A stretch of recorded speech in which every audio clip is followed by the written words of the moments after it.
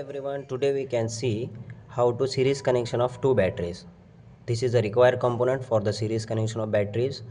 First of all, we are connect one battery, after that second battery. For connecting the in series these two batteries, we want to connect to a snap connector.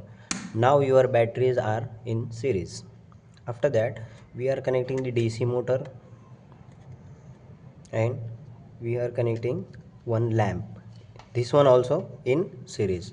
For connecting the series we are connect to a snap connector. After that for slide switch we are connect here for our circuit on. For completing the circuit we are connect three snap connector and fan will be attached.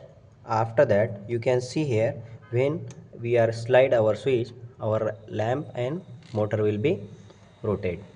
Thank you, have a great day.